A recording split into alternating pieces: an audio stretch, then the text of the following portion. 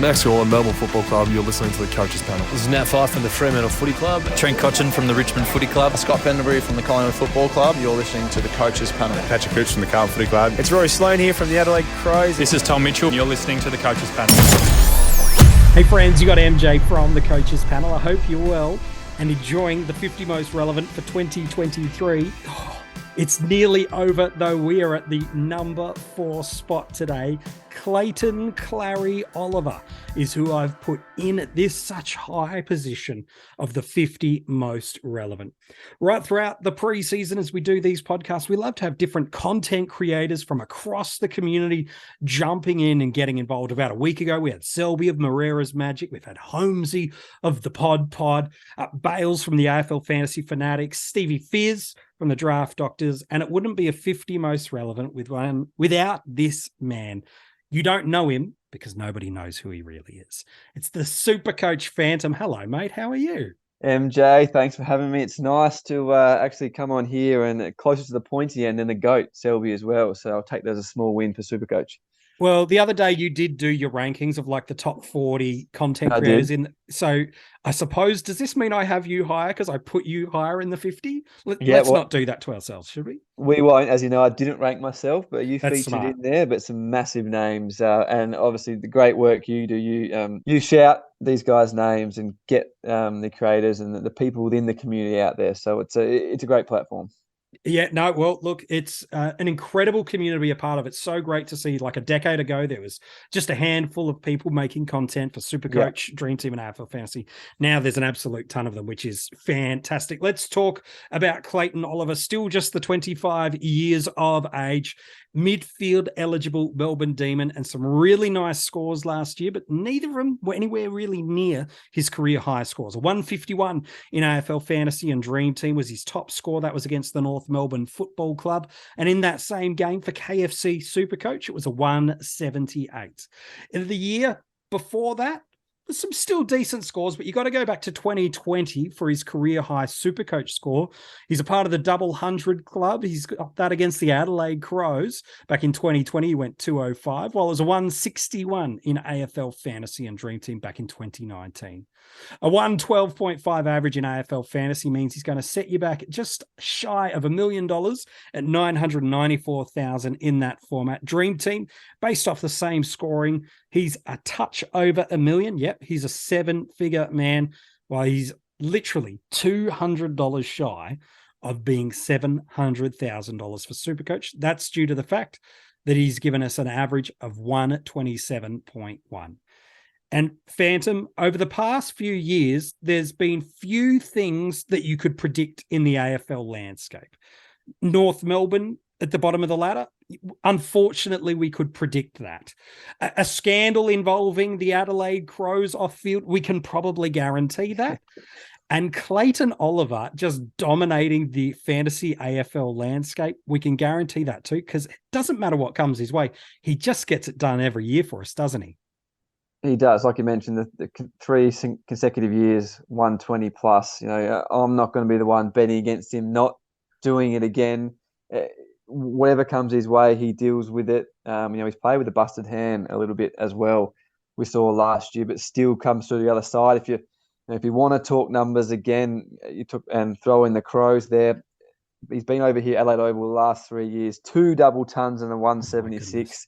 I've seen some of those extraordinary scores up close. So 699K, almost 700, and like a lot of KFC SuperCoaches out there already so far this preseason, picking him without thinking. And I'm not going to sit here and tell you not to.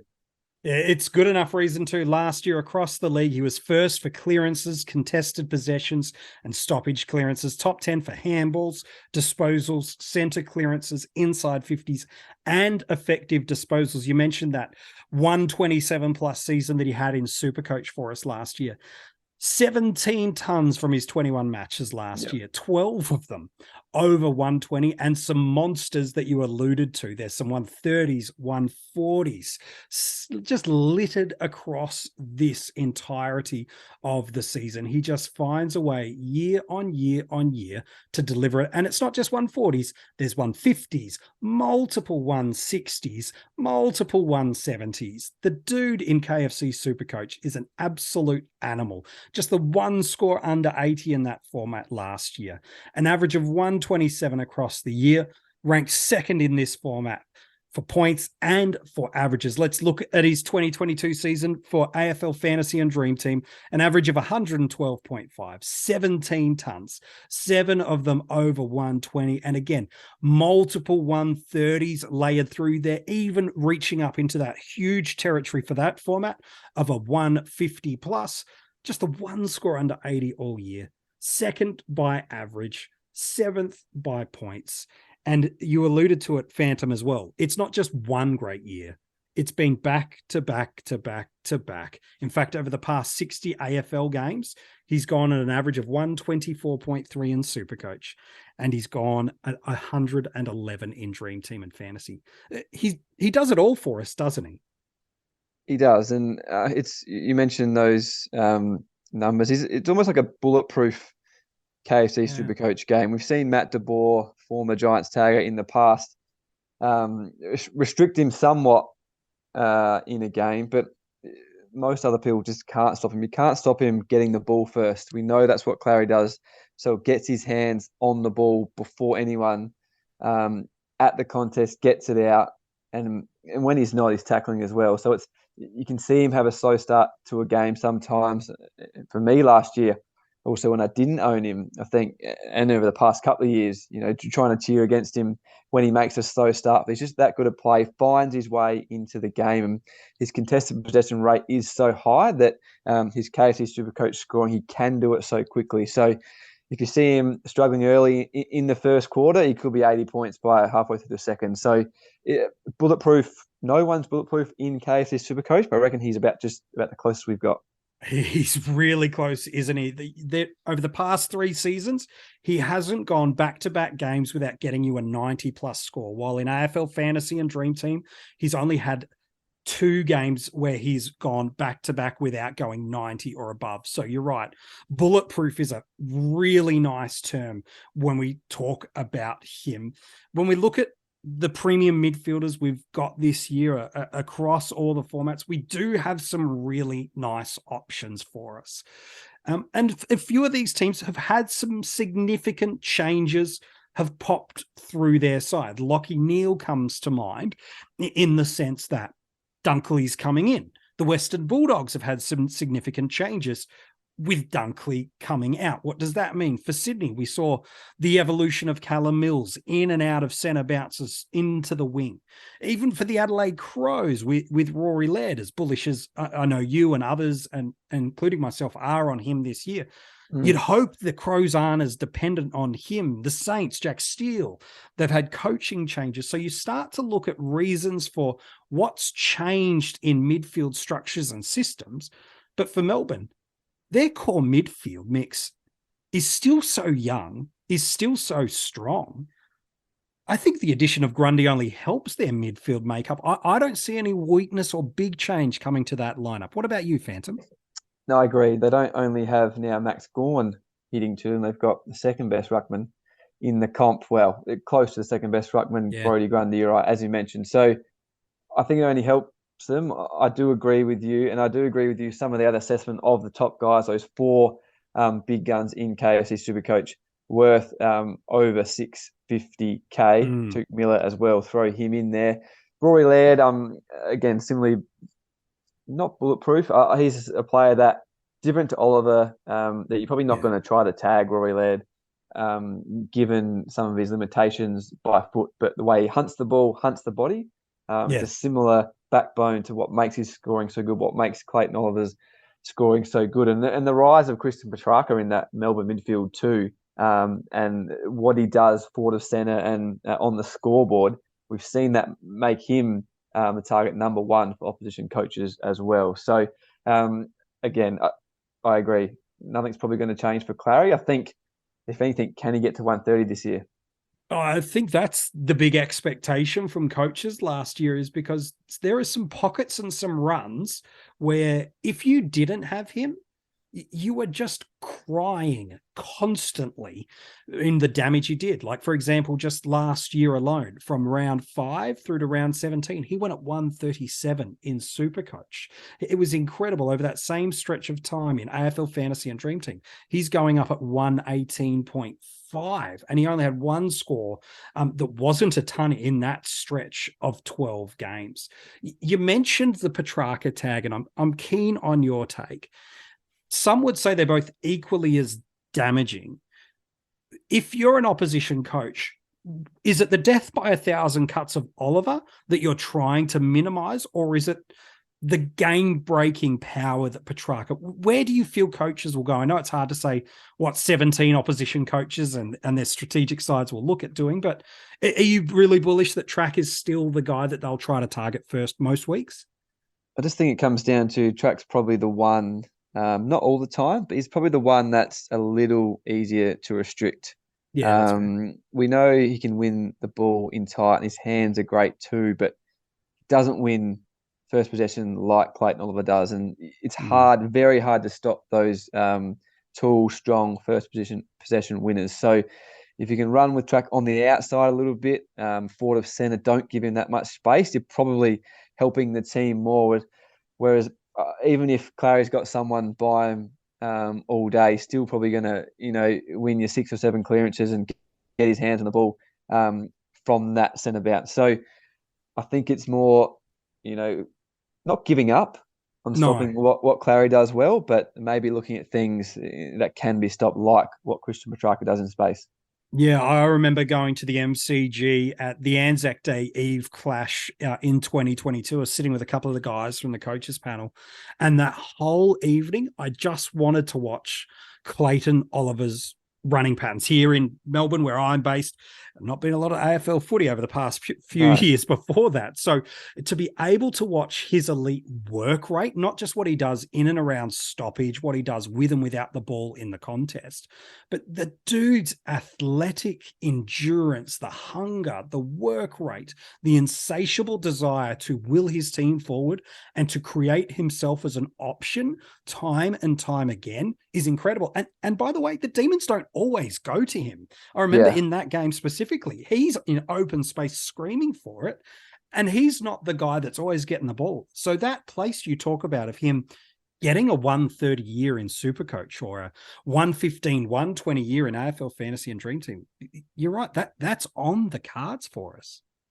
Yeah, and you look at the fixture, yes, the D's start off with a couple of difficult, I'm sure we'll probably touch on this in a minute, a couple of difficult games, but 8 of the first 12 matches at the MCG, he averaged 133 points per game at the venue last season. So we know it doesn't matter where Clayton Oliver plays. We know he's gone massive over here in Adelaide for, but does love the MCG and has that 133 point average there last season. So, some KFC SuperCoaches hoping that he falls in price. I wouldn't be banking on it. Yeah, well, that's true. I think that's one of the primary narratives of why people aren't selecting him. The other is they like other options at a comparable or maybe marginally cheaper price point, and that's okay. But if you're banking on getting Clarry cheap, history would say he doesn't give you many bad games back to back. He'll pop one a season pretty much. And outside of that, there's not much deviation. You mentioned those early fixtures there. They've got the Lions, they've got the Dogs, and they've got the Swans as the first 3, and then they head West Coast, Essendon, and Richmond. So if you're looking for an early fade on Clarry, you're hoping he has a bad game, whether it be by tag, injury, falls his way out of it. But here's his 3-game history against those first 3 sides. In AFL Fantasy and Dream Team, he's averaging a 103 against the Dogs in his last 3, 98 against the Lions, and a 101 in the Swans. So maybe in those formats, you're feeling a little justified that potentially he could be a fade option if the current scoring narrative holds. While in SuperCoach, you might be asking for some pain.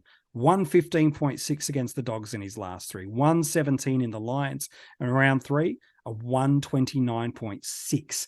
Yes, we're paying up in the high 120s for his in KFC SuperCoach, but he's this kind of guy, Phantom, that if you go against him too long, it's always hard to get into him. So I'm keen on your thoughts on this. SuperCoach has changed a little bit over the past 12 to 24 months. The introduction of the trade boosts, 36 trades this year. There are some learning parallels that KFC SuperCoaches and Dream Team coaches are now picking up from the AFL fantasy community, where they've had 2 trades a week, use it or lose it. So the desire to hunt for value is becoming more increasingly a common narrative. So I guess my question for you, Phantom, is this. How do you place that balance of always looking for value and trying to own the best players in the format for as long as possible? How do you reconcile the two? Because I think that's the collision that people are wrestling over with whether to start or upgrade Clayton Oliver. Yeah, it's an interesting discussion mentioned so far this preseason. What I found with the boost last year, picking your guys in the 250 to 350 bracket, even less, that can get you to a premium quicker, really helped last year. Obviously, Will Brodie went nuts. Jake Bowie for me in defence. With more trades, with the boosts, use them early, upgrade your team quicker. When the premium is on offer, take it.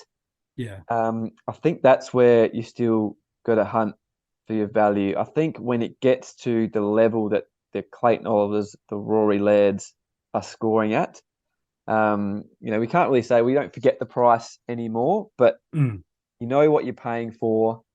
I think you hunt for value down. I think the level that Oliver and Laird are, especially if you VCC combo those two together for the first 12 rounds, I think we're talking above the level where we got to really consider the value in their price tag. So with Oliver, I haven't even thought about his price. I'm going to look for my value elsewhere. But with someone you can be so sure about, I think you just got to lock it in. I think other names we've spoken about, what's happening in the Bulldogs midfield, maybe even Lachie Neale, Callum Mills, these are types of guys that things you can see might fall away. Yes, who knows? Something could happen with Clarry Oliver, but I'm going to play the percentages and lock it in. I think his scoring and his power, his consistency, he's showing his floor's not as low as it once was too. So that's true. And then on the fixture, difficult first 3 rounds. You extend it out though to the first 12 rounds. And I think the Demons play 7 bottom 8 sides from 2022 in the opening 12 rounds. So it's not bad. Even if a low score early, what are you going to do? It's still going to be tough to make an early upgrade to Clarry Oliver in round 4 or 5, if that's what you really do. Yeah. You need an injury to make that work for you, don't you? Yep. You need a busted couple of stepping stones or mid-price guys that's it. There's only so many of these guys we could get at the cheaper price, whether you're going, I want English at a cheaper price. I'm going for Sicily at a cheaper price. I'm going to try to hopefully Cogs or whoever it is. But the reality is it's 50K, and the 50K you might save, you miss maybe 5, 6, 7, 8 weeks of their scoring. And Oliver, certainly in KFC SuperCoach, he's one of a handful of guys that can take a season away from you incredibly quickly. Remember, multiple 170 scores last year. He's got multiple double tons to his name, multiple other 150 plus scores last year on top of those 170s, and just 1 score under 80 all year in that format. So for me in KFC SuperCoach, I've looked at all the possibilities, and I just want to own one of the best players in the game and remove the equation of how do I get him in. So I'm going to start him. 45% of SuperCoaches have done the same. Phantom, is that where you're leaning? Just lock him in and figure out the other 29 picks around him? Yeah, I said I haven't really thought twice about starting him. I think the questions I'm really asking at the top end is can you afford Rory Laird? At the same time, we know the Crow Star, his ownership is well down on what Oliver is, only 4K between them. But obviously the big difference is when you first look at it, Rory Laird's got the 7 in front of his price tag and not the 6. So it's not a lot, but it does put some people off.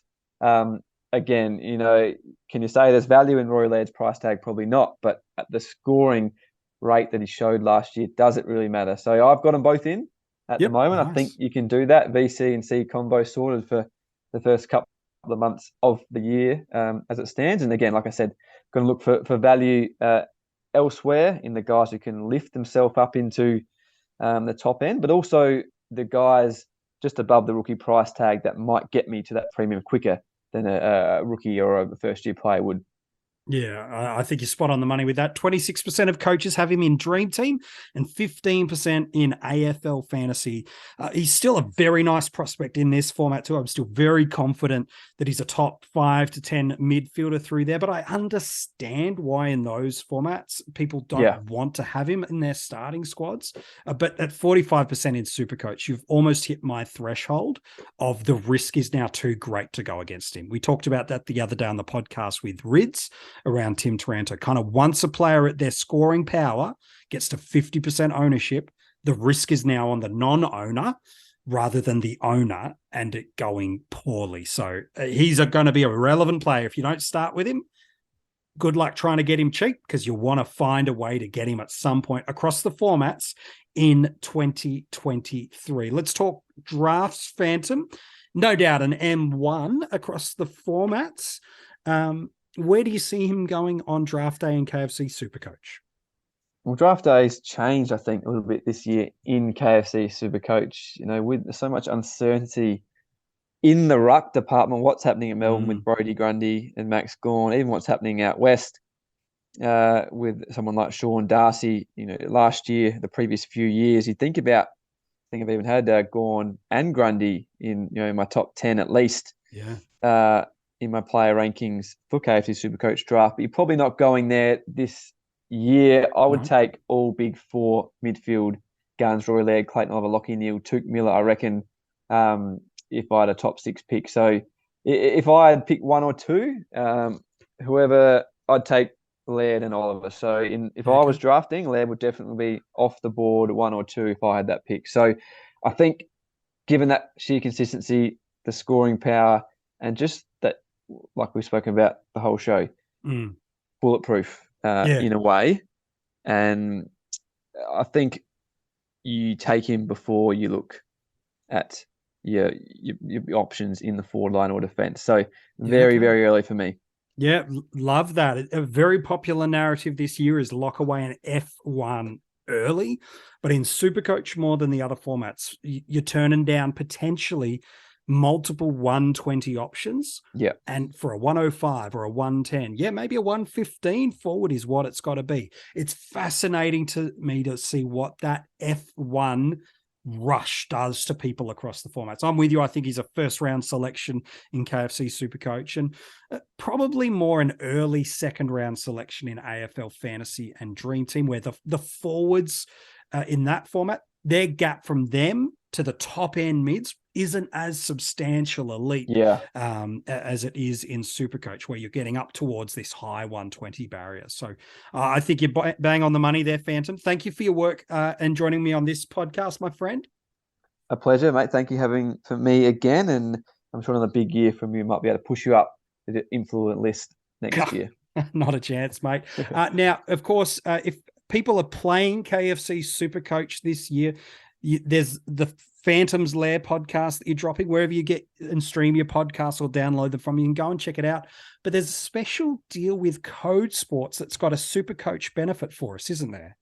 Indeed. You can access all our content that you would normally see on Herald Sun Advertiser websites through codesports.com.au. I think $1 for the first 30 days or even for the first 3 months. So definitely will get you through until round 1. And of course, like MJ said, you get your KFC SuperCoach Plus subscription there, all the inbuilt data and projection tools in the game. So a great summer deal and a great one for sports and KFC SuperCoach lovers.